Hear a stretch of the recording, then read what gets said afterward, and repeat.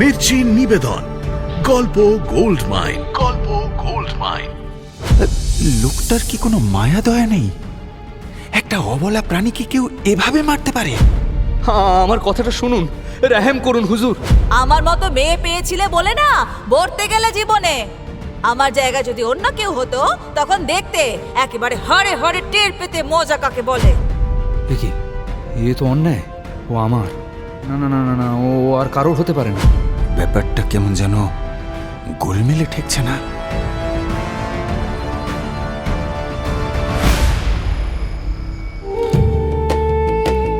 মির্চি গল্প gold mine শুনছেন আরব্য রজনী। আজ শুনবেন বাগদাদের সেতুতে হারুন আল রশিদ দ্বিতীয় পর্ব।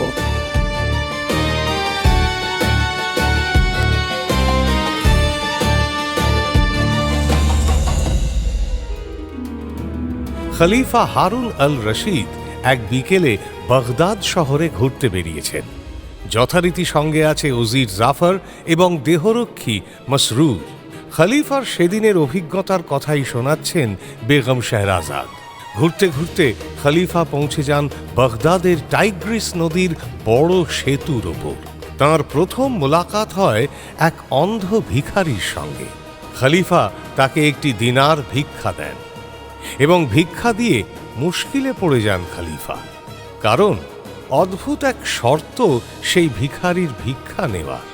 তাকে ভিক্ষা দিলে সঙ্গে একটি ঘুষিও মারতে হবে তার মুখে।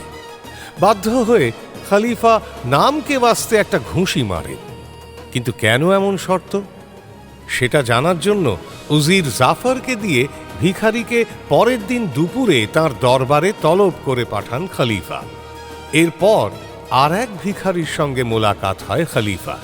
সেই ভিখারিটিকেও একটি দিনার দিতে সে এক চমকে দেওয়া কথা বলে। সে নাকি যখন মাদ্রাসার মৌলভী ছিল তখনও এমন দিনার দেখেনি। মাদ্রাসার মৌলভী থেকে ভিখারি কিভাবে হলো সে জানার জন্য জাফরকে দিয়ে তাকেও তলব পাঠান পরদিন দুপুরে দরবারে হাজির হওয়া। তারপরে এক বৃদ্ধকে দেখেন খলিফা। বৃদ্ধ মুঠো মুঠো দিনার দান করছে এক ভিখারিকে। তাকে দেখেও কৌতূহল হয় খলিফা এবং বৃদ্ধরও পরদিন দুপুরে খলিফার দরবারে ডাক পড়ে। তারপর একটু এগোতেই একেবারে চমকে যান খলিফা।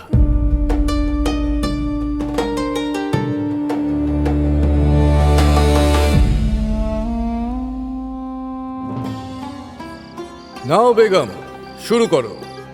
ওই চীন শাহেনশাহের জামাই ভারত সম্রাট যুবকটি আসলে কে বলো তো? কোনো ফেরেববাজ নাকি? সে তো তাকে জিজ্ঞেস করতে হবে হুজুর। জিজ্ঞেস না করলে জানা যাবে কি করে? আহ বেগম, হেয়ালি না করে স্পষ্ট করে বলো। আজ দেখছি হুজুরের বড্ড তাড়া লেগেছে। তাড়া লাগবে না। একটা কাহানির পেটে কটা কাহানি ঢুকে আছে একবার ভেবে দেখেছো দুনিয়াজাদ?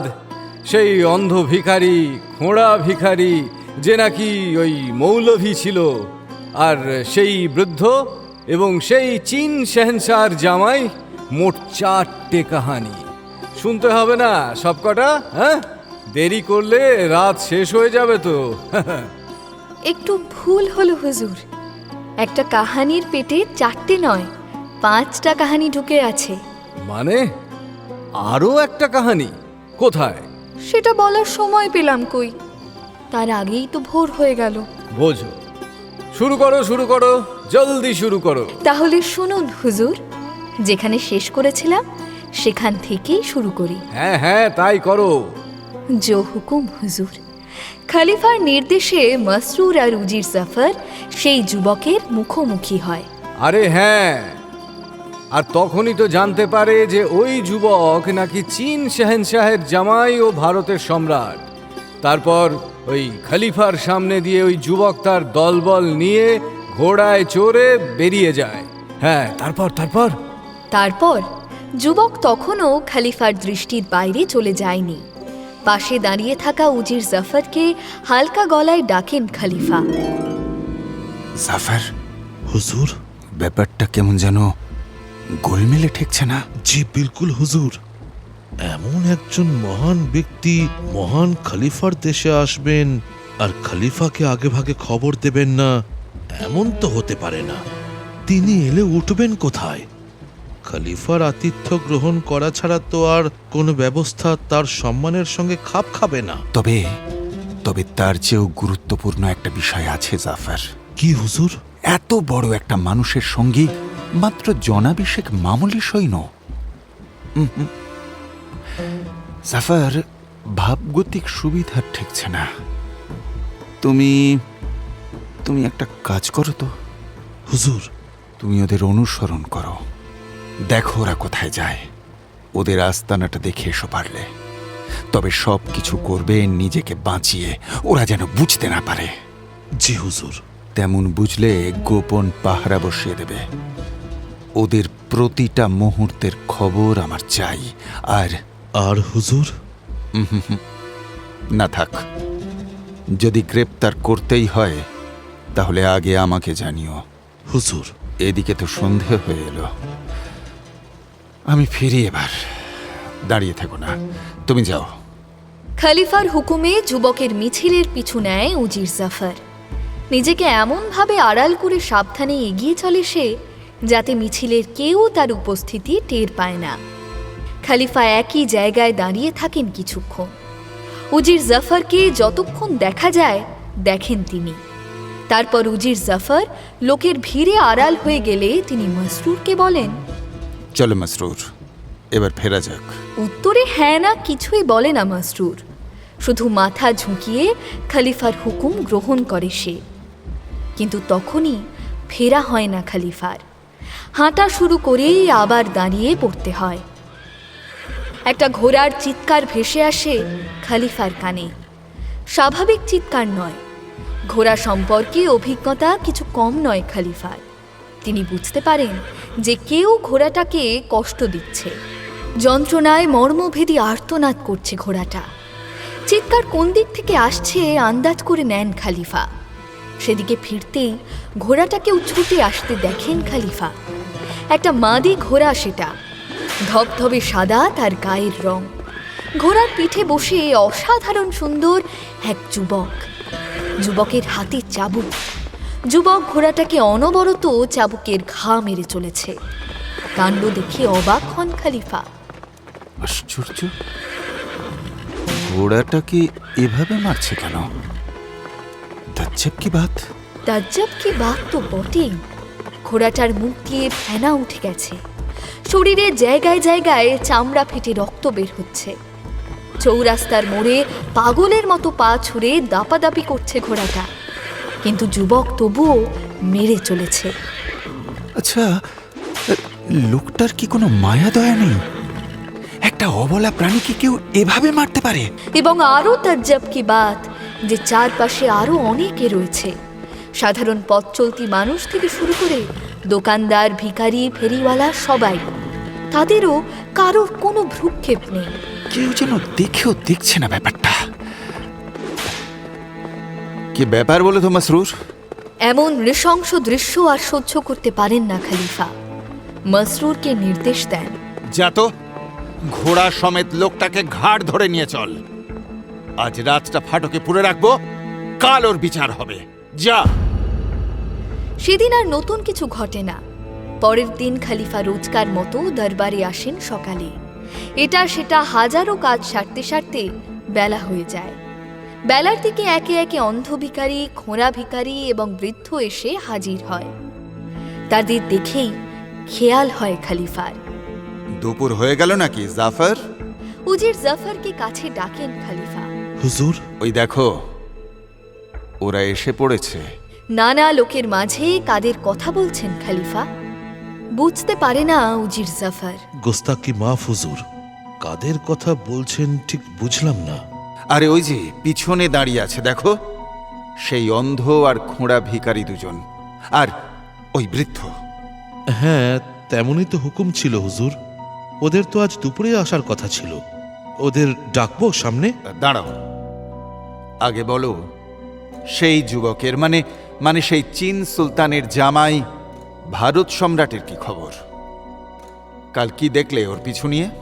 হুজুর, ওর ডেরা আমি দেখে এসেছি। কাল রাতে গোপন পাহারা বসিয়ে দিয়েছি ওদের ডেরার চারপাশে। এখন আপনার হুকুম হুজুর।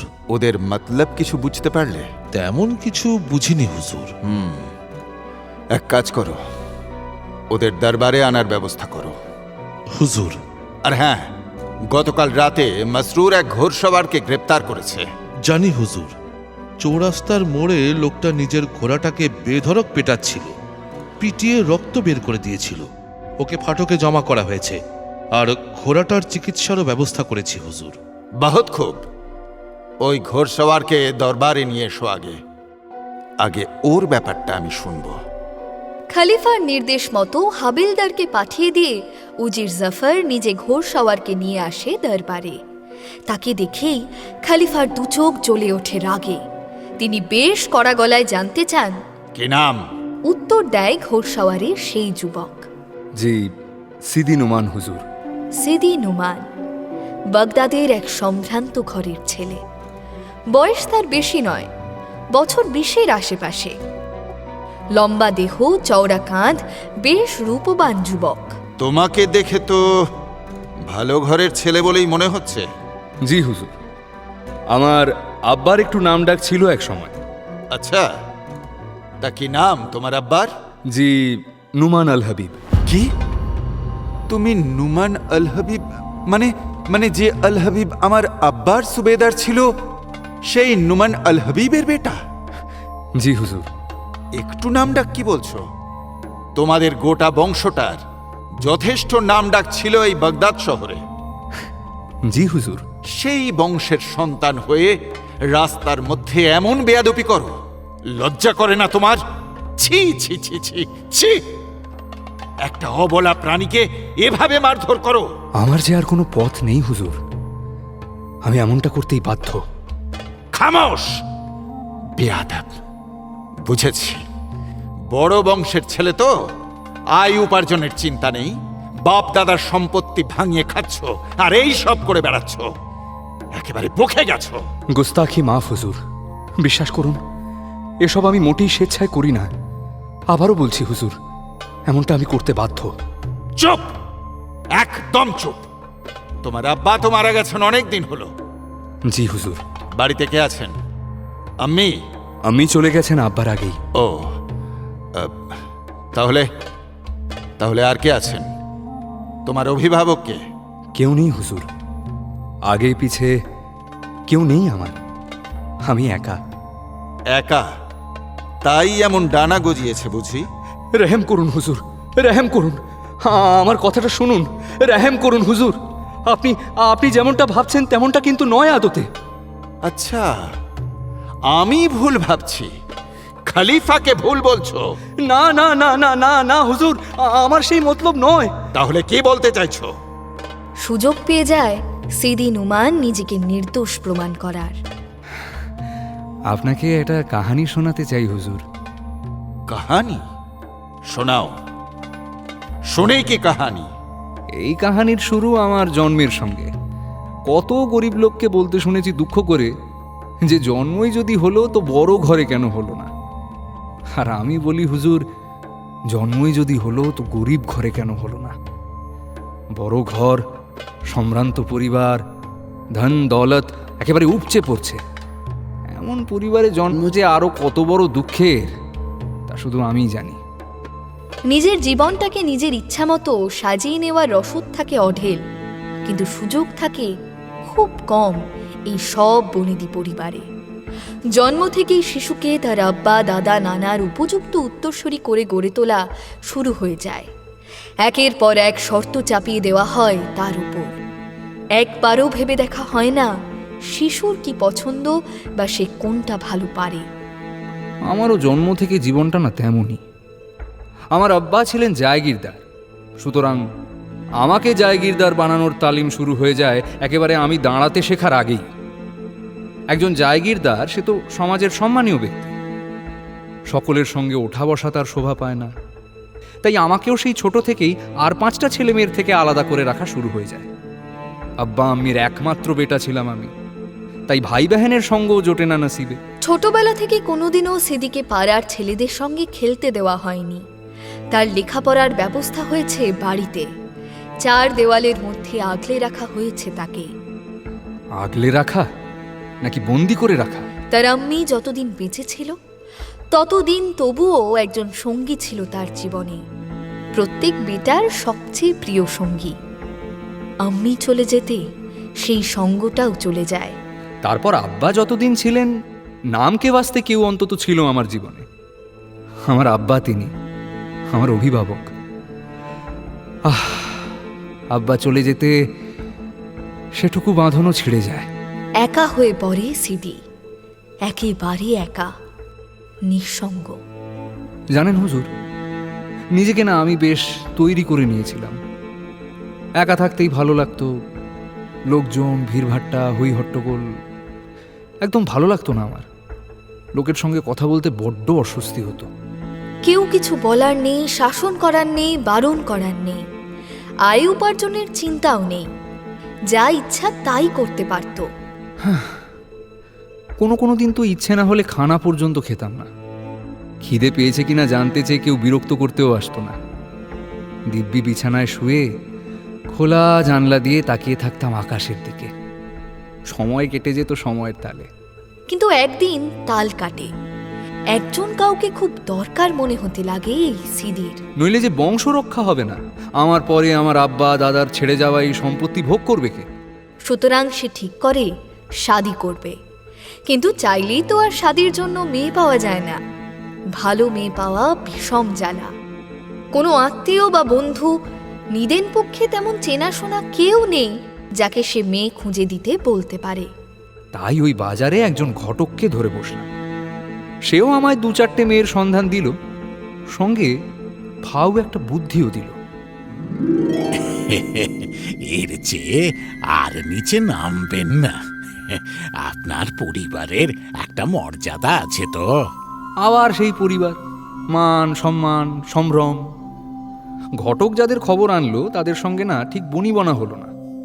হয় আমার পছন্দ হলো তো তাদের আমাকে হলো না, বা তাদের হলো তো আমার তাদের মনে ধরল না। এবং একদিন শেষে ঘটক ঘোষণা করলো, ও আপনার বিয়ে শাদী হবে না। আরে এত নাকুচু হলে হয়? দেখছেন তো মেয়ে পাওয়া যাচ্ছে না। আরে কি মুশকিল, মেয়ে পাওয়া যাচ্ছে না বলে যাকে তাকে ঘরে তুলবো নাকি? আর দেখে শুনে তুলতে হবে না? মানানসই না হলে তার সঙ্গে বাকি জীবনটা আমি কাটাবো কি করে? আরে সব কি একেবারে তৈরি পাওয়া যায় নাকি? সব সময় তৈরি করে নিতে হয়। আপনার বিরাদরির মেয়ে এনে দিচ্ছি, এই তো ঢের। এর চেয়ে আর বেশি আশা করবেন না, পারবো না দিতে। হ্যাঁ, আপনার আব্বার মতো যদি খলিফার সুবাদার হতেন তো একটা কথা ছিল। মানে সুবাদার নই বলে কি আমার কোনো দাম নেই? আমি একেবারেই ফেল না? ঘটকের কথা শুনে জেদ চেপে যায় সিদি নুমানের। সিদ্ধান্ত নিয়ে বসে সে।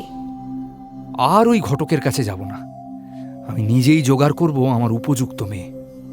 ওকে আমি দেখিয়ে দেব যে আমার এলেম কত। কিন্তু জোগাড় করবে কোত্থেকে? ভাবতে বসে যায় সিদি।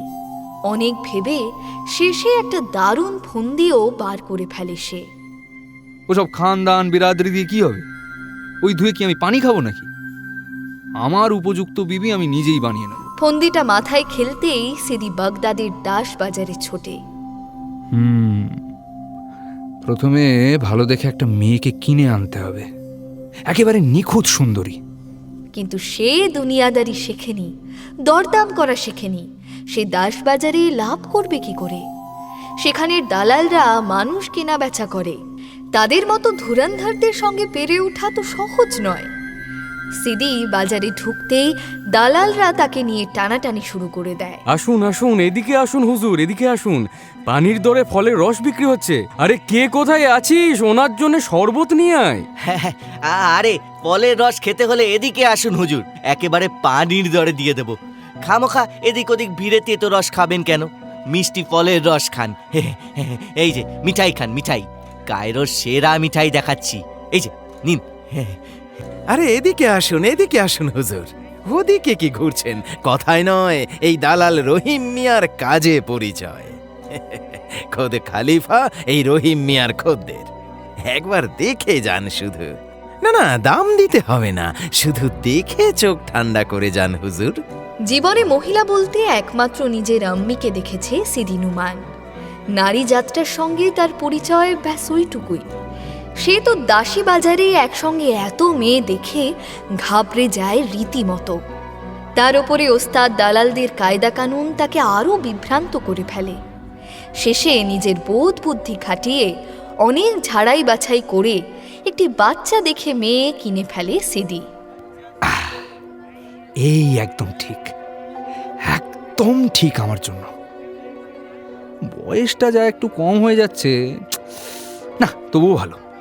শেখাতে পড়াতে হলে কম বয়সে মেয়েই ভালো। তাকে সঙ্গে নিয়ে খুশি মনে বাড়ি ফেরে সিদি, এবং তারপর সে বুঝতে পারে যে সে কি ঠকে গেছে। ঠকে একেবারে হদ্দ হয়ে গেছে সে। তোমার নাম কি? নাম নাম নাম বুঝতে পারছো না?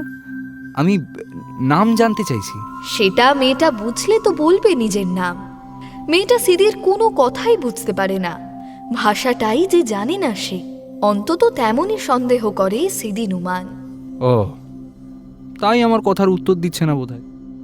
আরে প্রশ্ন কি করছি না বুঝলে উত্তর দেবে কি করে? তাহলে এখন উপায়? উপায় আর কি, একে বদলে অন্য কাউকে নিয়ে আসা। এবং সেটা করতে গিয়ে মালুম পড়ে কত বড় ভুলটা করে ফেলেছে সিদি। যে দালাল তাকে বিক্রি করেছে, খোদ সেই তাকে ফেরত নিতে চায় না। কিন্তু ওকে দিয়ে তো আমার কাজই হচ্ছে না। আরে ও তো আমার ভাষাই বুঝতে পারছে না বোধহয়। পানি গড়িয়ে দিতে বললে জুতো নিয়ে হাজির হচ্ছে, নাম জানতে চাইছি সেটা পর্যন্ত বুঝতে পারছে না। তাহলে এবার কি? ওই বেকার মেয়েটাকে নিয়েই বাড়ি ফেরে সিদি। যতই হোক একটা মানুষের জান বলে কথা, পথে ঘাটে কোথাও ওকে ফেলে রেখে তো পালানো যায় না। হ্যাঁ, কিন্তু ওকে নিয়ে আমি করবোটা কি? মেয়েটা তো দিন দিন গলার কাঁটা হয়ে উঠছে। আরে নিজে খাই না খাই ওর খানা পিনার ব্যবস্থা করতে হচ্ছে আমায় দিনভর। সিদি নুমানের জীবনে সমস্যা বেড়ে যায়। দিনে দিনে চিন্তা বাড়তে থাকে। রাতের ঘুম পর্যন্ত উড়ে যায় সিদির। এমনই এক ঘুম না আসা রাতে বেখেয়ালে সে মেয়েটির ঘরের দরজায় গিয়ে দাঁড়ায়। তখন খেয়াল হয় মেয়েটা নিজের খাটে নেই। এমা, এই গেল কোথায়? না, ঘরে তো নেই দেখছি। হাঁক ডাক দিয়েও তো লাভ নেই, বুঝবে না। সিদি নিজেই এ ঘর সে ঘর খুঁজতে খুঁজতে হঠাৎ একটা ঘরের জানলা দিয়ে দেখে মেয়েটা বাড়ির মূল ফটক খুলে বেরিয়ে যাচ্ছে। আরে এত রাতে ও যাচ্ছে কোথায়? সিদি আর সময় নষ্ট করে না, নিজেও ঘর ছেড়ে পথে নামে। মেয়েটা ততক্ষণে ফটক দিয়ে বেরিয়ে রাস্তা ধরে অনেকটা এগিয়ে গেছে। সিদি তাকে ডাকতে গিয়েও ডাকে না। বাবা, এমন হন হন করে কোথায় যাচ্ছে? পিছু নেয় সিদি। মেয়েটা বাগদাদের এগলি সেগুলি ঘুরতে থাকে। তাকে অনুসরণ করে ঘুরতে থাকে সিদিও। ওহ বাবা, পিছু নিতে নিতে এত দূর চলে এলাম যে পা দুটো ব্যথায় একেবারে বাবা টনটন করছে। এই মেয়ের কি পা পা ব্যথা হয় না নাকি? যাচ্ছে তো যাচ্ছেই, যাচ্ছে তো যাচ্ছেই। আরে এত রাতে যাচ্ছে কোথায়? এগলি সেগুলি ঘুরে সেই মেয়ে গিয়ে থামে শহরের একেবারে পশ্চিম প্রান্তে একটা বড় ফাটকের সামনে।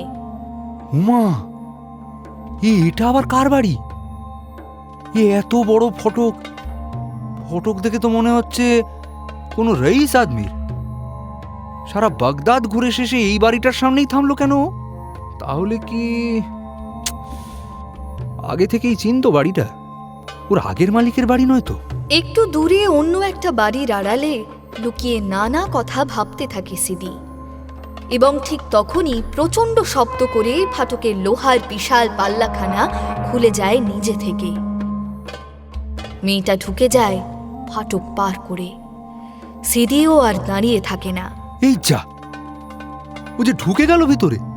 সিদিও পায়ে পায়ে খুব সাবধানে গিয়ে দাঁড়ায় ফাটকটার সামনে।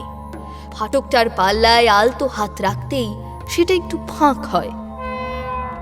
সিদি ফাঁক দিয়ে গলে যায় ভেতরে। বাবা, এ তো দেখছি ভিতরে গাঢ় অন্ধকার। কিছুই তো দেখা যাচ্ছে না। কোথায় গেল মেয়েটা? একদিক থেকে ফুটে ওঠা একটা হালকা নীল আলো সিদির নজর কাড়ে। কোথায় গেল? ওই তো, ওই যে নীল আলোটার কাছে মেয়েটা। এই, ওখানে একটা বেদির ওপর বসে পড়লো। এটা তো দেখে মনে হচ্ছে একটা বাগান। বাবা, বেশ বড় বড় গাছের বাগান। যে বাগানে এত বেদি কেন? তাহলে কি এটা গোরস্থান? শহরের প্রান্তে এই বিশাল গোরস্থানটার খবর ছিল না সিদি নুমানের কাছে। সে চিনত না এটা। গোরস্থানে একটা কবরের উপর বসে সেই মেয়ে। হাত বাড়িয়ে পাশের আর একটা কবর থেকে আর একজনকে টেনে তুলে বসিয়ে দেয়। তার অবয়ব বলে দেয় যে সে পুরুষ। তার বুকে মুখ গুঁজে সোহাগ করে মেয়েটা। ও, তাহলে এই ব্যাপার। হ্যাঁ, রাতের অন্ধকারে লুকিয়ে লুকিয়ে প্রেম করা হচ্ছে, তাও গোরস্থানে। সিদি নুমানের খুব রাগ হয় মেয়েটার ওপর। এতদিন সে সিদির সঙ্গে একই বাড়িতে থেকেছে, কারণে অকারণে বারবার দেখা হয়েছে তাদের। নিজের মতো করে তার যত্ন নিয়েছে সিদি। এসবের মধ্যে যে তাকে কখন মনে মনে ভালোবেসে ফেলেছে সে বুঝতে পারেনি এতদিন। সে রাতে পরপুরুষের বাহু জোরে তাকে দেখে সিদির মনের ভালোবাসাটা ফুটে ওঠে। তার উপরে একটা অধিকার বোধ অনুভব করে নিজের মনে। এ তো অন্যায়। ও আমার, না না না না না, ও আর কারোর হতে পারে না। মেয়েটাকে ওই পুরুষটার থেকে ছিনিয়ে নেওয়ার জন্য পা বাড়ায় সিদি। আর তখনই সেই পুরুষ আড়াল থেকে একটা মৃত মানুষের মুন্ডু তুলে মেয়েটার হাতে দেয়।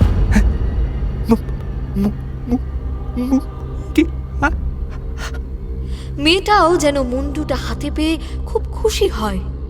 সে কামড় বসায় ছেঁড়া মুন্ডুর গালে। গালের মাংস দাঁত দিয়ে কামড়ে ছিঁড়ে চিবোতে থাকে। ওরে বাবা রে, এ যে মরা মানুষ চিবিয়ে খায়। সিদির আর্তনাদে সজাগ হয়ে যায় মেয়েটা ও তার পুরুষ সঙ্গী। তারা ফিরে তাকায় সিদির দিকে। সিদি ততক্ষণে জ্ঞান হারিয়ে লুটিয়ে পড়েছে মাটিতে। সিদির যখন জ্ঞান ফেরে তখন দিন, এবং সেও ওই গোরস্থানে পড়ে নেই আর। শুয়ে আছে সে নিজের বাড়ির সদর দরজায়। অবাক হয় সিদি, কিন্তু ভালো করে ভাবতে পারে না কিছু। মাথাটা তখনও তালগুল পাকিয়ে রয়েছে। ঘাড়ে মাথায় পিঠে অসহ্য যন্ত্রণা। যন্ত্রণা নিয়েই উঠে বসার চেষ্টা করে সিদি, কিন্তু এ কি, সেই আগের মতো তো উঠে বসতে পারে না সিদি। ঘোরটা তুরন্ত কেটে যায় তার। আর তারপর নিজের দশা যেন নিজেই বিশ্বাস করতে পারে না সে। এ কি সে স্বপ্ন দেখছে, নাকি এটাই বাস্তব? সে কুকুর হয়ে গেল কি করে? কেউ যেন তাকে বেঁধে রেখেছে তারই বাড়ির সদর দরজার হাতলের সঙ্গে। বাঁধন থেকে নিজেকে ছাড়ানোর আপ্রাণ চেষ্টা করে সিদি। ব্যথা বেদনা সব মুহূর্তের জন্য ভুলে যায়। আর্তনাদ করে ওঠে সে। আর তার চিৎকার শুনে বাড়ির ভেতর থেকে সেই মেয়েটা বেরিয়ে আসে লাঠি হাতে। দমাদম ঘা কতক বসিয়ে দেয় সে সিদির পিঠে। যন্ত্রণায় ছটফট করে ওঠে সিদি। মেয়েটার কবল থেকে পালানোর চেষ্টা করে, কিন্তু তার গলার ওই বাঁধন তাকে আটকে রাখে। মেয়েটা মনে রাগ পুষিয়ে সিদিকে মেরে নেয় আগে। তারপর তার সেই অবদ্ধ ভাষায় কিছু বলে। ধরন দেখে সিদির মনে হয় মেয়েটা বুঝি বকছে তাকে। তার চোখে মুখে ফেটে পড়ে সিদির প্রতি চরম ঘৃণা। সিদি নিজেকে বাঁচাতে নিজেকে যতটা পারে সরিয়ে নেয়, গুঁটিসুটি মেরে বসে। মেয়েটা বকা শেষ করে ভেতরে চলে যায়। নিজের বাড়িতেই কুকুরের মতন দিন কাটতে থাকে সিদির। মেয়েটা মাঝে মাঝে কাঁচা মাংস ছুঁড়ে দেয় তার দিকে। সে মাংসের কি বিদঘুটে গন্ধ। সিদি খেতে পারে না। না খেয়ে খেয়ে শরীর শুকিয়ে যেতে থাকে তার। মাঝে মাঝে আপ্রাণ চেষ্টা করে গলার বাঁধনটা টেনে হিঁচড়ে খোলার। একবার যদি খোলা যায় তো আল্লাহর নাম করে পালাবে সে, কিন্তু পারে না। তবুও হাল ছাড়ে না, এবং হঠাৎ একদিন বাঁধনটা খুলে যায়। সেদিন আর অপেক্ষা করে না সে। সোজা বাড়ির ফটক দিয়ে ছুটে বেরিয়ে একেবারে রাস্তায় নামে। মুহূর্তের জন্য নিজেকে স্বাধীন মনে হয়, কিন্তু ওই মুহূর্তের জন্য। মুহূর্ত পরেই মহল্লার রাস্তার কুকুরগুলো ছুটে আসে তার দিকে। অচেনা সদস্য কি তারাই বা রেয়াত করবে কেন নিজেদের এলাকায়? ভয়ে সিদি ছুটে যায়। এই মহল্লা সেই মহল্লা ঘুরে, এই দল সেই দলের তারা খেয়ে শেষে টাইগ্রিসের ধারে পৌঁছে যায় সিদি। কিন্তু তাতেও কি রেহাই মেলে? সেই এলাকার কুকুরগুলোও তেড়ে আসে তার দিকে। সে ভয় আবার ছুটতে শুরু করে। ছুটতে ছুটতে ধাক্কা লাগে তার, এক হাত দূরে ছিটকে পড়ে সে। নিজেকে সামলে নিয়ে মাথা তুলতেই দেখে সামনে এক বৃদ্ধ দাঁড়িয়ে। বয়সের ভাঁড়ে ঝুঁকে পড়েছে বৃদ্ধ। গায়ে রং বেরঙের তাপ্পি মারা আলখাল্লা, কাঁধে নানা রঙের টুকরো কাপড়ের পেল্লায় একটা ঝোলা, আর হাতে একটা ভাঙা লাঠি। মাথায় আবার একটা চোঙরের মতো কাগজের টুপি পড়েছে সে। পাগলাটে সেই বুড়োটা সিদিকে এক পলক দেখে বুঝে ফেলে আসল কিস্সা। সে লাঠি উঁচিয়ে তেড়ে যায় অন্য কুকুরদের দিকে। লাঠি দেখে কুকুরগুলো পালায়। বৃদ্ধ তখন সিদির দিকে এগিয়ে আসতে আসতে বলে, ভয় পেও না, ভয় পেও না, ওরা আর আসবে না, পালিয়েছে ওরা। তোমার নাম কি? নাম জিজ্ঞেস করেই হঠাৎ কিছু মনে হয় বৃদ্ধর। সে নিজের ঝোলাটা হাতড়াতে হাতড়াতে বলে, ও দাঁড়াও, ভুলেই গিয়েছিলাম, আসলে বুড়ো হয়ে গেছি তো। ঝোলা থেকে একটা ছোট্ট পুরিয়া বের করে বৃদ্ধ। পুরিয়াটা খুলে ওর মধ্যের ধুলোটা হাতে নিয়ে কি সব মন্ত্র পড়ে বিড়বিড় করে। তারপর সেটা ছুঁড়ে দেয় সিদির দিকে। অমনি সিদি আবার মানুষ হয়ে যায়। আরে আমি আমি আমি মানুষ, আমি মানুষ হয়ে গেছি, আমি আবার মানুষ হয়ে গেছি, মানুষ হয়ে গেছি আমি। এই সবাই দেখো, সবাই দেখো, আমি আবার মানুষ হয়ে গেছি, আমি মানুষ হয়ে গেছি, আমি আবার মানুষ হয়ে গেছি। সিদি বৃদ্ধের দু হাত চেপে ধরে বলে, আপনি মাসিহা, আপনি সাক্ষাৎ মাসিহা, আপনি মহান, আপনি মহান, মহান আপনি। আচ্ছা, আমাকে অত মহান বানিও না, আমি মোটেই ভালো মানুষ নই। লোকে তো বলে আমি মানুষই নই। বৃদ্ধের হেয়ালিতে হাসি হারিয়ে যায় সিদির। বৃদ্ধ সেটা লক্ষ্য করে। কি হলো বেটা, আমার কথা শুনে ভয় পেয়ে গেলে নাকি? ভয় পেও না, ভয় পেও না, তোমায় আমি মারবো না, সত্যি বলছি, কুস্তি করে তোমার সঙ্গে পারবো না। আপনি কে? আমি ওই যে বললাম মানুষ না, তাই আমার কোনো নাম নেই। অবশ্য লোকে ভালোবেসে পশু পাখিরও নাম রাখে, আমি সেই পর্যায়েও পড়ি না। তা আমার কথা ছাড়ো, তুমি কে? আমি তো সিদি নুমান। সিদি নুমান? নামটা কেমন চেনা চেনা ঠেকছে। তুমি কি ওই সুবেদার নুমান আল হাবিবের বেটা? আপনি চিনতেন আমার আব্বাকে? চিনতাম মানে এখনো চিনি। আমরা দুজনে দারুণ ইয়ার দোস্ত, প্রায় রোজই আমাদের দেখা হয়। দেখা হলে কত গল্প হয়। বৃদ্ধের কথা শুনে কলিজাটা শুকিয়ে যায় সিদির। সে কাঁপা কাঁপা গলায় বলে, কিন্তু আব্বা তো মারা গেছে অনেক দিন। তাতে আমার কি? আমার যে জীবনও নেই, মরণও নেই। এই পুরিয়াটা সাবধানে রাখো, এটা নিয়ে নিজের বাড়ি ফিরে যাও। খবরদার ওই মহিলা যেন টের না পায় আগে ভাগে, তাহলেই কিন্তু সব পণ্ড হয়ে যাবে। পণ্ড হয়ে যাবে? কি পণ্ড হয়ে যাবে? ওই যেটা তুমি করতে যাবে তোমার বাড়ি। কি করতে যাব? বৃদ্ধ সব বাতলে দেয় সিদিকে। সিদি বৃদ্ধের কাছে বিদায় নিয়ে নিজের বাড়ি ফেরে। দেখে এই কদিনে বাড়িটার হাল বেহাল করে ছেড়েছে মেয়েটা। বাড়িটাকে একেবারে দোজক বানিয়ে ছেড়েছে। সারা বাড়িতে ছড়িয়ে ছিটিয়ে আছে মাংসের হাড়। হাড়গুলো দেখলে গা শিউরে ওঠে। দেখে মনে হয় সদ্য মানুষের শরীর থেকে বের করে আনা হয়েছে। কোনো রকমে ওগুলোর ছোঁয়া বাঁচিয়ে সিদি বাড়ির ভেতর ঢুকে পড়ে। বাড়ির ভেতরের অবস্থা আরও করুণ। একটা ভ্যাপসা গন্ধ এসে লাগে সিদির নাকে। গাটা যেন তার গুলিয়ে ওঠে। নিজেকে খুব কষ্টে সামলে নিয়ে সে বাড়ির এই ঘর সেই ঘর ঘুরে শেষে একটা ঘরে পায় মেয়েটাকে। মেয়েটা ঘরের দরজার দিকে পিছন ফিরে বসে মানুষের আঙুলের হাড় দিয়ে মালা গাঁথছে। খুব খুশি দেখায় মেয়েটাকে। সিদি সুযোগের সদ্ব্যবহার করে, চুপিসারে ঘরে ঢুকে পুরিয়ার ধুলোটা ছুঁড়ে মারে মেয়েটার গায়ে। হাতের কাজ ফেলে সে এক লাফে উঠে দাঁড়ায়, ফিরে সিদিকে দেখে তেড়ে আসে তার দিকে। সিদিও বৃদ্ধের কথা মতো তৈরি ছিল আগেই। সে লাফ দিয়ে সরে যায়, তারপর ছুটতে শুরু করে বাড়ির বাইরের দিকে। আর্তনাদ করতে করতে তার পিছু নেয় সেই শয়তান মেয়েটাও। সিদি ছুটে বাড়ির বাইরে বেরিয়ে আসে এবং সেই মেয়েটাও সিদির পিছন পিছন বাইরে বেরিয়ে আসে। বাইরে আসতে সূর্যের আলো মেয়েটার ধুলো মাখা গায়ে পড়ে। অমনি মেয়েটার চোখের সামনে ধীরে ধীরে একটা মাদি ঘোড়া হয়ে যায়। এই হলো আমার ওই ঘোড়াটার কাহিনী হুজুর। খলিফা হারুন আল রশিদকে নিজের জীবনের কাহিনী শোনানো শেষ করে সিদি নুমান। খলিফা জানতে চান, সেসব তো বুঝলাম, কিন্তু তাহলে ওই ঘোড়াটাকে এভাবে মারার কি কারণ হলো আবার? কালকে রাস্তার মধ্যে ওভাবে মারছিলে কেন? ওই যে বললাম হুজুর, আমার আর কোনো উপায় নেই, আমি এমনটা করতে বাধ্য। আহ সিদি, হেয়ালি করো না, তাতে তোমারই বিপদ হতে পারে। আমি যদি ঠিকঠাক ব্যাপারটা বুঝতে না পারি তাহলে তোমাকেই শাস্তি দিয়ে দিতে পারি। আসলে হুজুর, রোজ আমার ওই ঘোড়াটাকে শাসন করতে হয়। রোজ? জি হুজুর, রোজ। তুমি রোজ ওই মাদি ঘোড়াটাকে এইভাবে মারো? জি হুজুর, এবং ঠিক ওই সময় ওই রাস্তার ওপর। কেন? প্রতিশোধ? না হুজুর, একেবারেই না। এটা সেই বৃদ্ধেরই নির্দেশ, ওই ঘোড়াটার মনে ওর কুকর্মের স্মৃতি জিয়ে রাখা।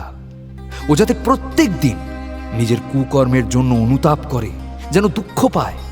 মহামান্য খলিফা এই সিদি নুমানের হাত থেকে ওই মরাখেক ও ভয়ানক রাক্ষসকে বাঁচানোর চেষ্টা করলেন না।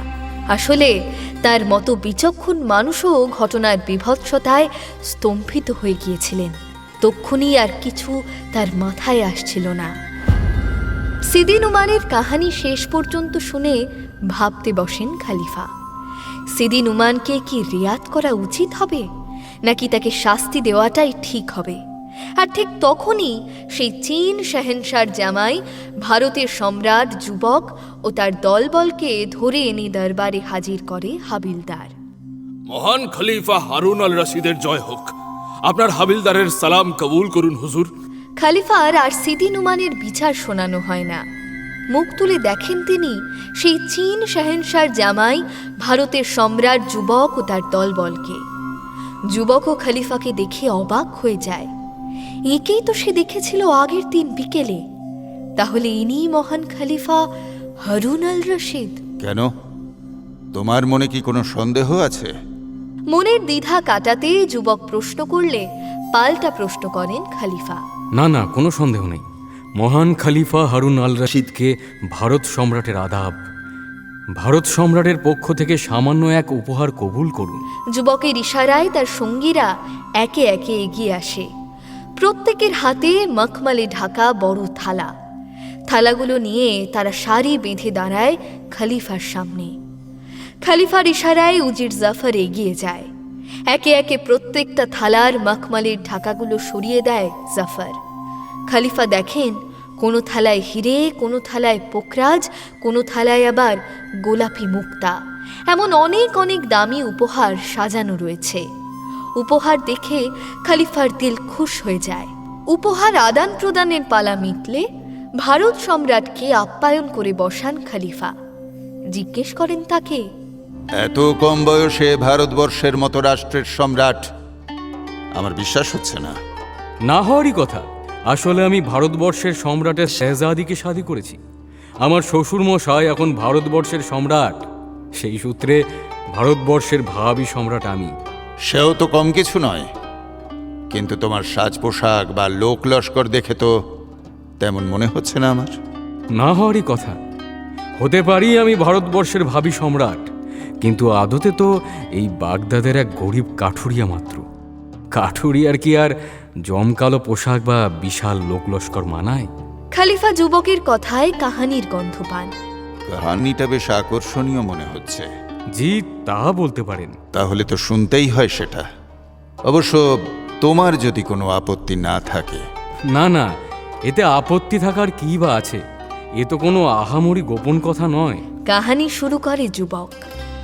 জন্ম আমার এই বাগদাদের উত্তরে এক গ্রামে। এই শহর থেকে এক বেলার পথ। জন্মের পরে এখানেই বড় হয়ে উঠি আমি। আমি ছিলাম আমার আব্বা আম্মির একমাত্র সন্তান। আমার আব্বাও ছিলেন কাঠুরিয়া। আব্বা মারা যাওয়ার পর সংসার চালাতে কাঠুরিয়ার জীবনই বেছে নেয় সেই যুবক। আব্বার কুরুল, দড়ি, গাধা তো ছিলই বাড়িতে। আব্বার সঙ্গে জঙ্গলে যাওয়ার অভিজ্ঞতাও ছিল তার। সেই অভিজ্ঞতায় ভরসা করে আব্বার কুরুল, দড়ি, গাধা ইত্যাদি নিয়ে একদিন সকালে সে একাই বেরিয়ে পড়ে জঙ্গলের দিকে। বিকেলে ফিরে আসে কাঠ নিয়ে।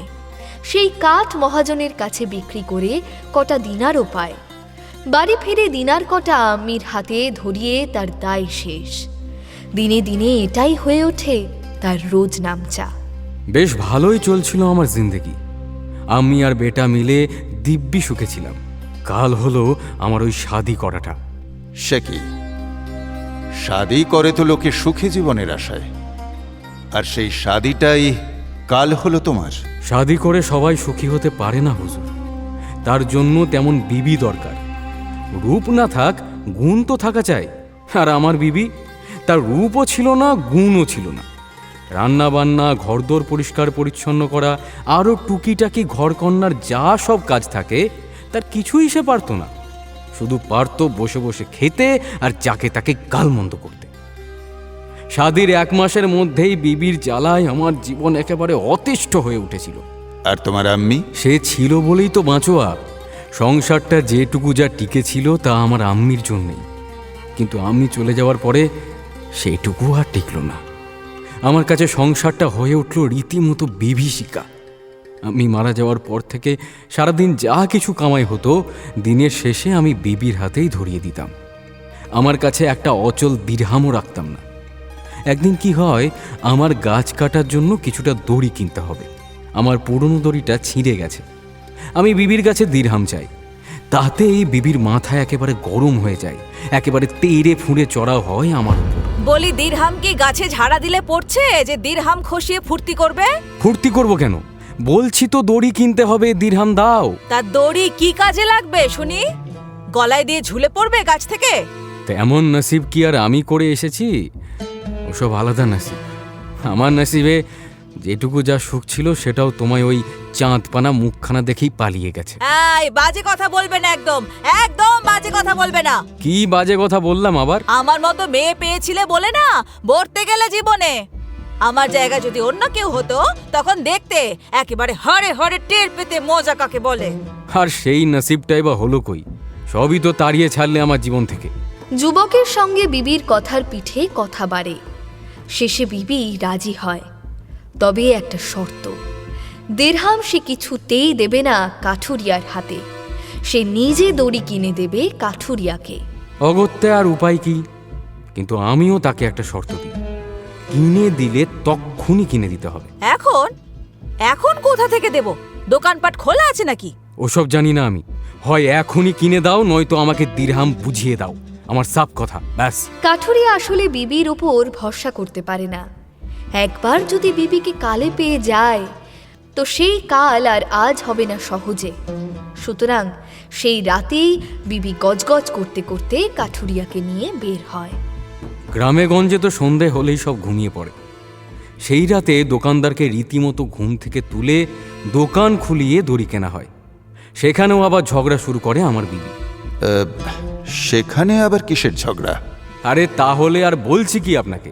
আমি যত বলি মোটা দড়ি দরকার, আমার বিবি তত বলে মোটা নিয়ে কি হবে, শুধু শুধু দিরহাম খরচ করা। সে কিছুতেই আমাকে মোটা দড়ি কিনতে দেবে না। সে কি, গাছ কাটার কাজে তো যতদূর দেখেছি বেশ মোটা সোটা পোক্ত দড়ি লাগে। সে আর তাকে বোঝাই কি? সে তখন আমার চেয়েও বেশি জানে গাছ কাটা সম্পর্কে, এবং শেষে সেই জেদ করে একটা সরু দড়ি কেনে। দড়িটা দেখে আমার ভীষণ বিরক্তি লাগে। ওই দড়ি দিয়ে গাছ কাটা যাবে নাকি? ও তো কাপড় শুকোতে দেওয়ার দড়ি। আমি আর কিছু বলি না তখন। ঝগড়া করে তো কিছু লাভ হবে না। মনে মনে ফন্দি আঁটতে থাকি। কিসের ফন্দি? সেটাই তো বলছি এবার। মনে মনে ঠিক করে ফেলি যে বিবিকে দারুণ জব্দ করতে হবে।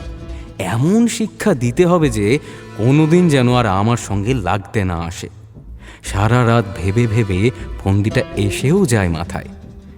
জঙ্গলের মধ্যে একটা কুয়ো আছে। কুয়ো? জঙ্গলে? কুয়ো, বহু পুরনো একটা কুয়ো। ভিতরটা তার শুকনো, এক ফোঁটা সেখানে কোনো পানি নেই। কে যে খুঁড়িয়েছিল ওই কুয়োটা, নাকি নিজে থেকেই জন্ম হয়েছিল তাও জানা ছিল না। একদিন কাঠ কাটতে গিয়ে ওটাই পড়তে পড়তে কোনো রকমে বেঁচে গেছিলাম। তখনই ওটা আমি আবিষ্কার করি ওইখানে। পরদিন সকালে বেরোনোর সময় বিবিকে বলি যে ওই কুয়োতে গুপ্তধন আছে। আমার বিবি তো শুনে একেবারে লাফিয়ে ওঠে গুপ্তধনের নামে। বলো কি গুপ্তধন? গুপ্তধনের নামে কে না লাফায়? গুপ্তধনের কথা শুনে বিবি তো কাঠুরিয়ার সঙ্গে জঙ্গলে যাওয়ার জন্য বায়না করে। না না, ও ভারী ভয়ানক জঙ্গল, বাঘ ভাল্লুক না থাক, অনেক সাপখোপ আছে। তাহলে তুমি যাচ্ছ কেন ওখানে? আরে সাধে কি আর যাচ্ছি, ওই গুপ্তধনটা ঘরে নিয়ে আসতে যাচ্ছি। এই দড়িটা তো সেই জন্যই কেনা। তো ওই গুপ্তধন আনতে তুমি যেতে পারো আর আমি যেতে পারি না? হ্যাঁ, কি এমন দোষ হবে শুনি? কাঠুরিয়া যুবক তো এটাই চাইছিল, বিবি যেন যায় তার সঙ্গে। কিন্তু আমি যদি ভালো মুখে বলতাম তাহলে আমি হলফ করে বলতে পারি আমার বিবি কিছুতেই যেতে রাজি হতো না। আরে কম তো কিছু চিনতাম না ওকে, একেবারে হাড়ে হাড়ে চিনতাম। তাই কাঠুরিয়া যুবক বিবিকে না নিয়ে যাওয়ার নাটক করে, নানা রকম অজুহাত দেখায়, আর তত বিবি জেদ ধরে যে সে যাবেই। দারুণ কাজ হয় নাটকে। কাঠুরিয়া তখন বিবিকে গাধার পিঠে চাপিয়ে রওনা দেয় জঙ্গলের দিকে। তাদের বাড়ি থেকে সেই কুয়োটা অনেকটা পথ। জঙ্গলের পথ ধরে তারা চলছে তো চলছে। এক সময় বিবি বিরক্ত হয়ে যায়। বলি আর কত দূর? কতক্ষণ আর এই জঙ্গলের মধ্যে টোটো করে ঘুরে বেড়াতে হবে শুনি? শান্ত হও, এত অধৈর্য হয়েও না। এসব জিনিস কি আর মানুষের নাগালের মধ্যে রাখে নাকি? এসব থাকে মানুষের নাগালের বাইরে, অনেক অনেক দূরে। যুবক কাঠুরিয়া বিবিকে ভুলিয়ে ভালিয়ে নিয়ে চলে গভীর জঙ্গলে। ঠিক কুয়োটার সামনে এসে তাকে গাধার পিঠ থেকে নামায়। কোথায় কুয়োটা? কোথায়? ওই তো, ওই যে দেখছো ওই ঝোপটার আড়ালে। বিবি ছুট দেয় ঝোপের দিকে। যুবক কাঠুরিয়া খপ করে বিবির হাতটা ধরে থামায় তাকে। পাগল নাকি তুমি? কেন? কুয়োটা কত গভীর তা জানো? একবার পড়লে লাশও খুঁজে পাওয়া যাবে না। কাঠুরিয়ার কথা শুনে তো বিবি হায় হায় করে ওঠে। হায় হায় হায় আল্লাহ! তাহলে আমরা গুপ্তধন পাবো কি করে? ওই কুয়োর মধ্যে ঢুকতে হবে তো। আরে সে তো হবেই, সেই জন্যেই তো এই দড়িটা কেনা। এক কাজ করি, আমি দড়ির একটা দিক ওই গাছটার সঙ্গে বেঁধে দিচ্ছি, আর অন্য দিকটা কোমরে বেঁধে নেমে যাচ্ছি কুয়োতে। তুমি ওপরেই অপেক্ষা করো, ওপরে কিছু বিপদ আপদ হলে তখন তুমি আমাকে জানাবে। বুঝতে পেরেছো? সে তো বুঝলাম, কিন্তু তুমি ওই গুপ্তধন ওপরে তুলবে কি করে? কেন, দড়িতে বেঁধে বেঁধে দেব, আর তুমি ওপর থেকে তার টেনে টেনে তুলে নেবে। শুধু একটু সাপখোপ থেকে সাবধান থাকলেই হলো। একে গভীর জঙ্গল, তার উপরে যদি সাপের ভয় দেখানো হয় তবে কে একা দাঁড়িয়ে থাকতে পারে? যুবক কাঠুরিয়ার বিবিও ভয় পেয়ে যায়। সে কাঠুরিয়াকে আঁকড়ে ধরে বলে, এই শোনো না, আমি বলি কি, আমি নিচে নামি, তুমি বরং ওপরে থাকো। এবার আর ভনিতা করে না কাঠুরিয়া যুবক। সে বিবির এক কথাতেই রাজি হয়ে যায়। বিবিও নিশ্চিন্তে কোমরে দড়ি বেঁধে নেমে পড়ে সেই কুয়োয়। কুয়োটা বেশ গভীর। উপর থেকে কাঠুরিয়া যুবক দেখতে থাকে, নির্দেশ দিতে থাকে তার বিবিকে। ওই ওই ডান হাতের পাথরটা ধরো। আরে ডান হাতে, ডান হাতে। এইটা? আরে আরে না না, ওটা না, ওটা না, ওটার নিচেরটা, নিচেরটা। এইটা? হ্যাঁ হ্যাঁ, ওইটা ওইটা ওইটা ধরো। আরে দাঁড়াও দাঁড়াও দাঁড়াও, হড়বড় করো না, হড়বড় করো না। এবার ডান পাটা কুয়োর গায়ে ওই যে সাদা মতন দেখছো ওই পাথরটা দেখতে পেয়েছো? হ্যাঁ, আরে দেখতে পেয়েছো?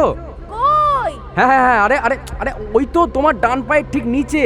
হ্যাঁ হ্যাঁ হ্যাঁ হ্যাঁ হ্যাঁ হ্যাঁ, ওই পাথরটার ওপরে তোমার ডান পাটা রাখো। এইভাবে নির্দেশ দিয়ে দিয়ে কাঠুরিয়া যুবক তার বিবিকে কুয়োর মধ্যে নামিয়ে দেয়। একটা সময় পর কুয়োর মধ্যের অন্ধকারে বিবিকে আর দেখা যায় না। কাঠুরিয়া যুবক হেঁকে জিজ্ঞেস করে, শুনতে পাচ্ছ? হ্যাঁ, আর কতটা? আমি তো অন্ধকারে কিছুই দেখতে পাচ্ছি না। কিছুই দেখা যাচ্ছে না?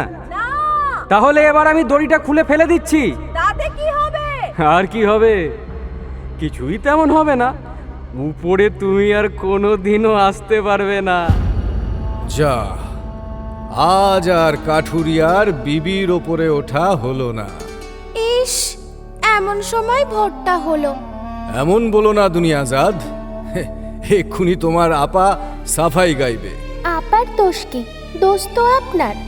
এত বড় একজন সুলতান হয়েছেন আর ভেবেচিন্তে একটা হুকুম পর্যন্ত ঠিকঠাক দিতে পারলেন না।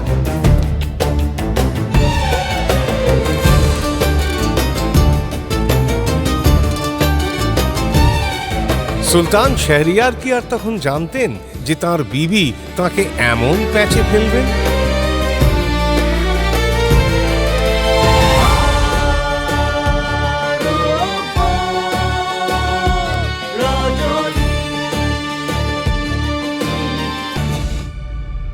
মির্চি গল্প গোল্ড মাইনে শুনলেন আরব্য রজনী।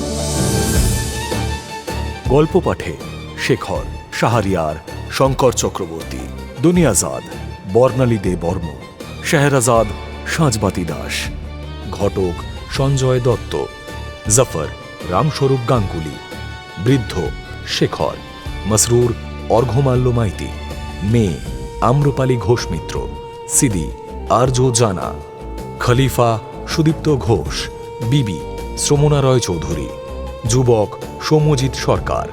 অন্যান্য চরিত্রে অভিজিৎ বিশ্বাস, রণেত চ্যাটার্জি এবং স্পন্দন দাস। নাট্যরূপ শিবাশিস বন্দ্যোপাধ্যায়, নাট্যরূপ সহায়তা শুদ্ধ সত্য দাশগুপ্ত, শব্দগ্রহণ ও আবহ সত্যজিৎ সেন, শব্দ পরিকল্পনা ও মিশ্রণ সব্যসাচী মুখার্জি, পরিচালনা শাওলি মজুমদার, সৃজনশীল পরিচালনা ইন্দ্রাণী চক্রবর্তী, প্রযোজনা প্যাস্টেল এন্টারটেইনমেন্ট। মির্চি গল্প গোল্ড মাইন আপনার জন্য exclusively Mirchi Bangla YouTube channel এবং গানা অ্যাপে।